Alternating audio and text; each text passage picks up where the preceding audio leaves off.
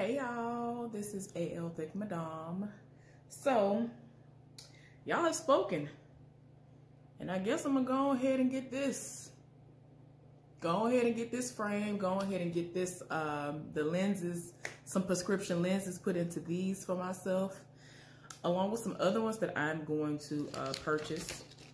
Trust and believe those are gorgeous glasses as well. But yeah, I really thought that at least one person was gonna say something about the large pair of glasses since I have a big old head. But it is what it is. Like everybody, y'all, all of y'all said that y'all live for that frame. All of my family and friends, they've all said the same thing. They were like, "Oh no, that was fire. That one is the one." I was like, "What?" I don't know why. I just really expected everybody to say the bigger one to be the one that they were gonna choose, to say that's the one you need to get the prescription lenses put into. So, you know, I really do appreciate the feedback. I am going to eventually set up an appointment once I get my other shipment of glasses, whenever I do pull the trigger on those too, because I'm very indecisive. I will research something and look at it 5 million times in a row, even though I know I want it, and I'm gonna be like, ooh, I don't know though. Ooh, I don't know. But yeah, y'all. Anyway, enough with that little update. Let's get into the video. So with the ice storms and the winter storms that we have been getting, y'all, first and foremost, prayers for Texas. Texas is going all the way through.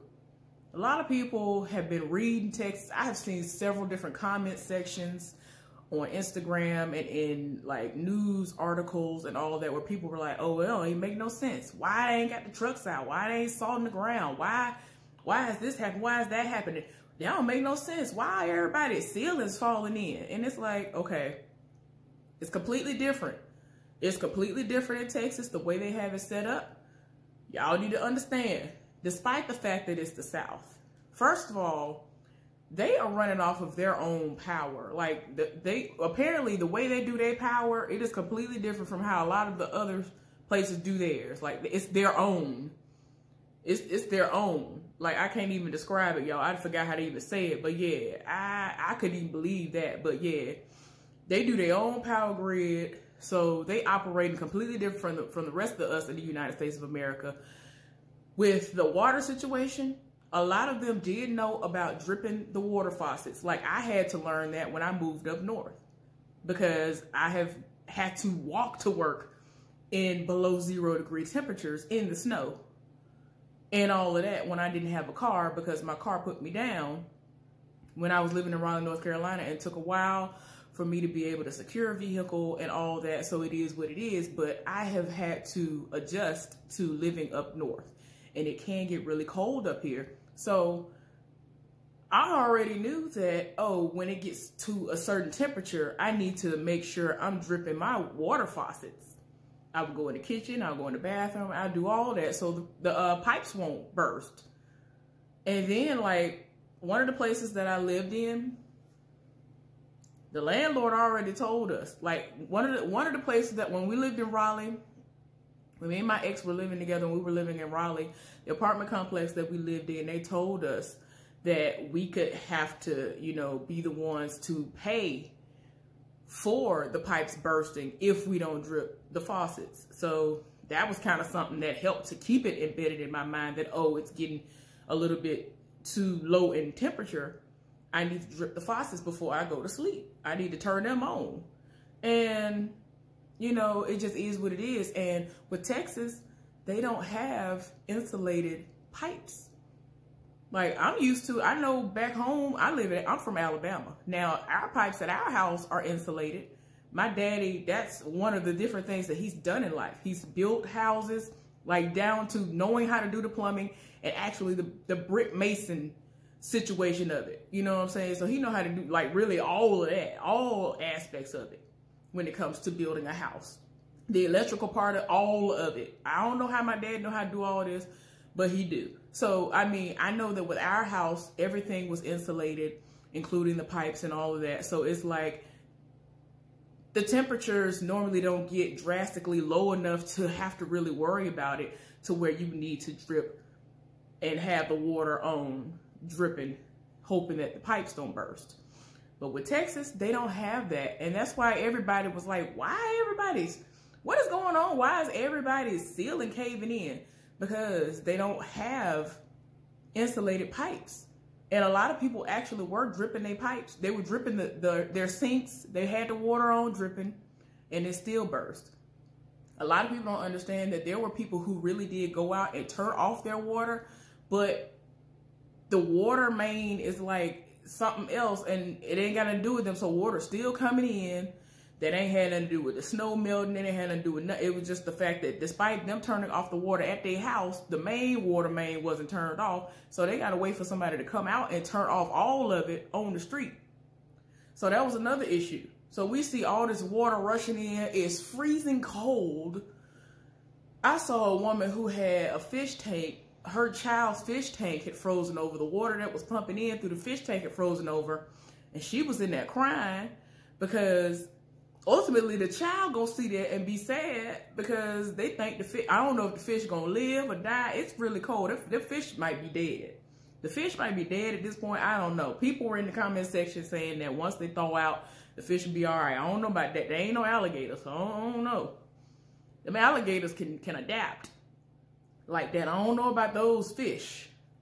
So yeah, those particular fish. I don't think those were the type of fish that can adapt like that. Because I'm talking about it was completely frozen. It was like almost like 95%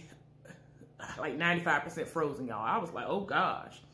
But yeah, y'all, I just need for people to be more sensitive about this because this is something that they are not used to. They ain't got the plows, they ain't got the salt, they ain't got all this stuff. And if they do, apparently ain't nobody been using it, ain't nobody putting nothing to use, ain't nobody did nothing. Why the senator that sat up here? He in Cancun, Mexico. He said it is what it is, all right, whatever. The man that sat up here and said, y'all need to fend for yourself. Only the strong survive and the weak gonna die. What kind of foolishness is this? What kind of person is this that has been elected into office? Now, I think he has since resigned because most people, they will sit up there and be like, well, it is what it is. They will say all this. They will pop all the way off and they will stay in office until y'all force them out. He done went on ahead and resigned. This man's wife got fired before that and some more because guilty by association, your husband trash, and apparently she was talking trash too. That's what I heard. I don't know, but definitely the fact that that man is her husband and everybody know that's her husband, it was like, girl, you got to go too. Bye. So I'm just like, what is wrong with these people? And then like he issued out an apology, which really wasn't even an apology. I'm like, you could have just, if you was going to say something, you might as well have said, I said what I said, and then cut the mic off because that's literally what just happened with the apology. And he tried to make it seem like, well, I didn't mean it that way. And then literally said the same thing he said before. And I'm like, that ain't no apology, sir. Y'all, I can't. Like, these people kill me. Had the audacity to say that people are lazy. They need to fend for themselves. If you want something, you need to get out there and do it yourself. You need to go out there and fix this stuff yourself. How are these people going to get out here and fix any of this stuff? And then, like, before a lot of the water got cut off, y'all, people were using the little bit of battery power they did have left to show people the living conditions. They in there with 5,000 coats on trying to keep warm, okay? These people have kids. Whether they had kids or not, they had animals as well that were sitting up there freezing to death right along with them. A lot of people have died because they have gone out into their vehicles trying to keep warm, but they end up dying because they got comfortable, went to sleep. The carbon monoxide poisoning killed them because they were in the car enclosed, no windows cracked because they were trying to keep warm because it's so cold in the house from all of what's going on. The power off. The power is off. And they freezing to death in the house. So they're trying to fend for themselves the best way they know how. And that's what they're doing. One guy, he went and, I mean, he legit said, I went to a business and I stole a pallet and he done broke the pallet up and he been setting it on fire and making a fire because there's no electricity. Thank goodness he actually has a fireplace. I would hope nobody would try to arrest him at some point for trying to live and survive. Like people were in there still in coats now. Still in coats in front of the fire with coats and mittens on. happy that there's a fire going because it's better than what's going on. Y'all, I saw a video today. There's literally no food in any of the stores. There's no food in the stores. Like, every single shelf was bare. I was like, oh my gosh. Now, I mean, it's like I knew it because if ain't no gas, like, it's to the point there's no gas. At the other day, all they had was 93 gas left. Okay. So people were just doing what they had to do with that. So there's no gas. There was no gas coming in.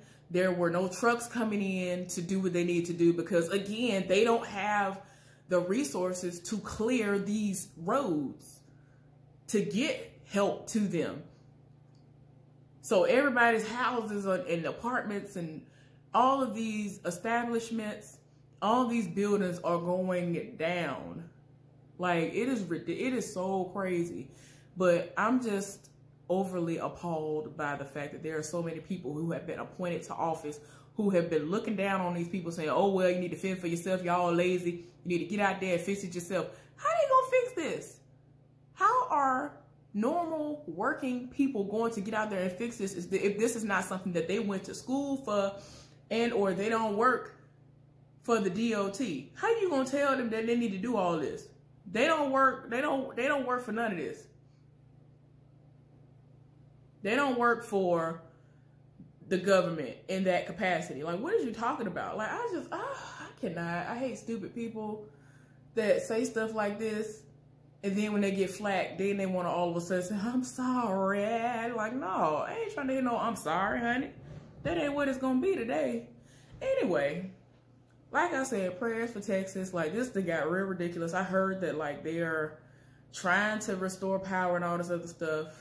But it's so depressing, y'all. I mean, I spent hours going through comments and reading and watching different videos that people have been putting up. Like, did y'all see before they turned off the water that it got to a point the water was on and they would put the water in there from the faucet and there were just parasites, visible parasites you could just see, to the point where I wouldn't even feel comfortable boiling the water trying to do anything. They talking about, the news and everybody told them, don't even brush your teeth or wash your face with this water because there are parasites in the water, and we could see the parasites. I was just like, oh no, y'all done went all the way off. Like, this is ridiculous. So now I think they have been cutting off the water so that they can conserve it, so that the water supply and everything isn't completely destroyed, contaminated, and all this. I mean, I'm just like, what is going on? It's too much.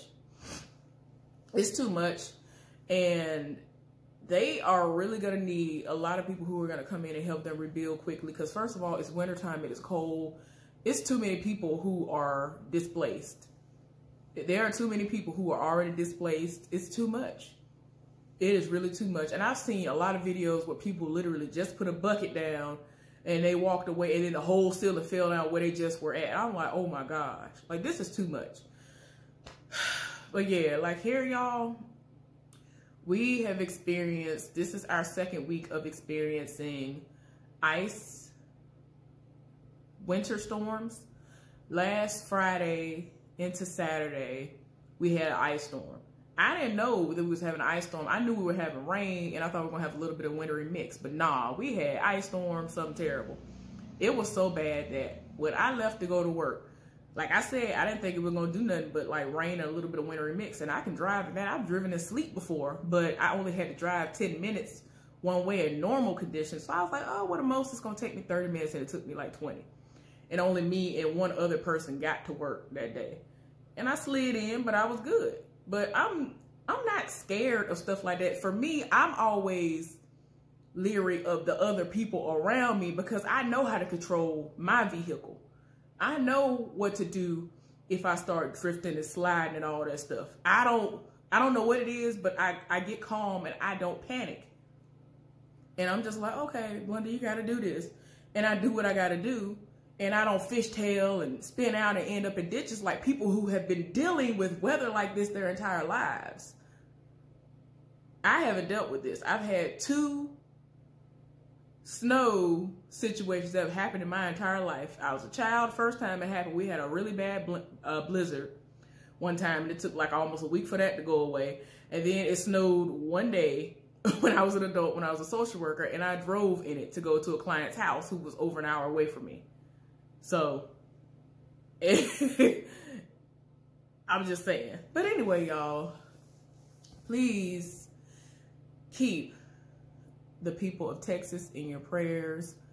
I feel sorry for them because of the people who they put into office because they're trash. And I mean, at this point, it's like everybody's trying to sell you something because they want to get their foot in the door. And once they get their foot in the door, it's like, okay, all bets are off. I'm in the door. Y'all can't do nothing to me now. That's how a lot of them feel. And I ain't here for that. I don't like that. Don't tell them what they need to do. You were put in office for these things. There are services that are put into place for things like this, but y'all aren't utilizing them. And I mean, we should already know because of global warming. A lot of things have been changing over the years. Places that normally don't get all this snow and all that stuff, they have been really getting it.